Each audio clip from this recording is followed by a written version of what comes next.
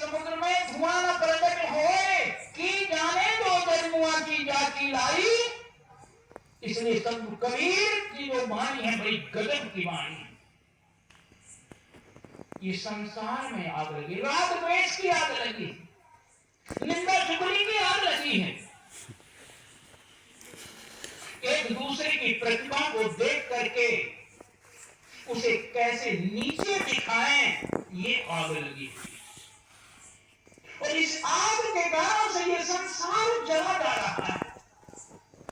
इसलिए गुरुदेव कहते हैं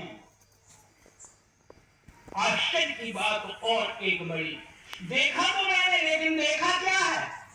अरे दूसरे की आग में जलते तो हर कोई को देखा जा सकता है, लेकिन अपनी ही लगाई हुई आग में आप जले ये कोई विरला देख पाता है। जय वकी जय। और हम जितने लोग जल रहे हैं वो स्वयं की आग में जल रहे हैं, अपनी ही आग में जल रहे हैं। कोई दूसरे की आग में नहीं जलता है, स्वयं अपने आप की आग में जल रहा है व्यक्ति। आप कहेंगे महाराज हम कैसे अपनी आग में जल रहे हैं, जरा विचार करिए। मित्रों, शादी आप अपनी खुशी से किए, किसी ने जबरदस्ती आपको करवाया क्या शादी? नहीं। सब कोई अपनी खुशी खुशी शादी करते हैं, चाहे पत्नी हो चाहे पति हो। अच्छा पुत्र पैदा करते हो तो खुशी से कि दुख से? अच्छा पुत्र यदि नालायक निकल जाए फिर जलता कौन है, दुखी कौन होता है? किसने लगाई है आग? आपने कि किसी और ने? आग लगाई आपकी थी, लेकिन मित्र जल रहे हैं आप ही। इसलिए गुरुदेव कबीर कहते हैं अपनी अपनी आग, हम स्वयं की आग में जलते हैं, कभी कोई किसी दूसरे की आग में जलता ही नहीं है। इसलिए हमें क्या करना होगा? अपनी आग को बुझाना होगा। कौन सी आग बुझाना होगा? कहाँ अग्नि की आग? क्रोधा अग्नि की आग, लोभा अग्नि की आग, मोह अग्नि की आग, राग और द्वेष की आग, आशा और तृष्णा की आग। इस आग में जो हम जल रहे हैं इसको बुझाने भी कोई दूसरा नहीं आएगा। यदि आप अपने घर में आग लगाओ और बाहर निकल करके ताली बजा कर नाचोगे तो दूसरे की गर्दी क्या पड़ी भाई बुझाने की? वो बुझाएगा, वो भी और मजा लेगा। इसलिए बुझाना आपको ही होगा, कोई दूसरा बुझाने वाला नहीं है। इसलिए तो हमारे महापुरुष कहते हैं कर्म तुम्हारे अच्छे हैं तो किस्मत तुम्हारी दासी है।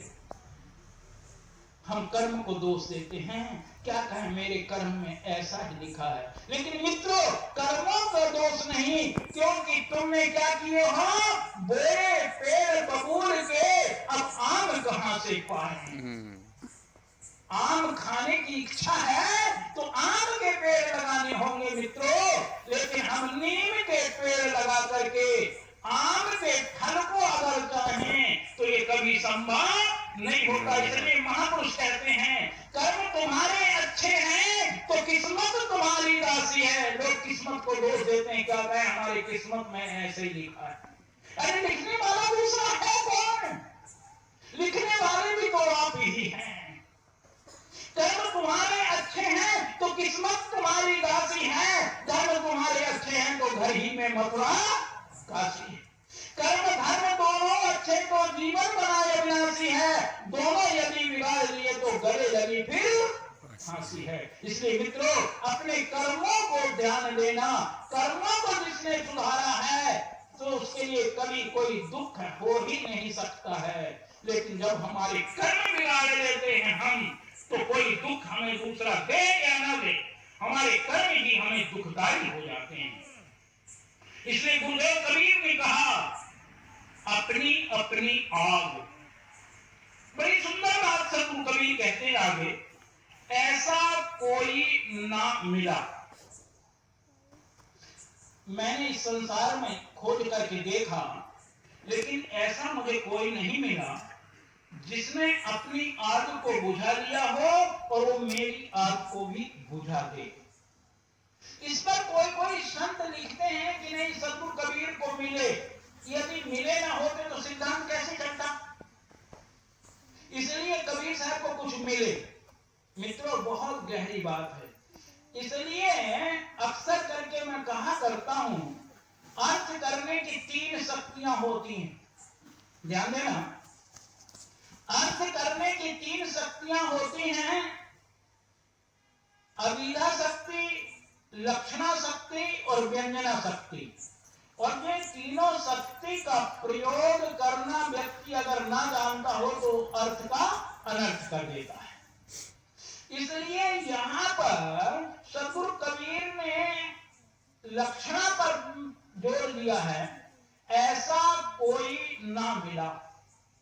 पीछे से चेला लोग तो बहुत मिले, लेकिन आगे गुरु जैसा सद्गुरु कबीर खोजते हैं, ऐसा कोई नहीं मिल पाया। इसलिए वो आगे कर कहते हैं, जाको ढूंढत हूं ताका पड़ा दुकान है। तो आइए, ऐसा कोई ना मिला जासो रहिएगा जिससे लग करके मैं अपनी आग को बुझाऊं, और जब जिसकी आग नहीं बुझी हो, भला वो पंडित भी कैसे होगा।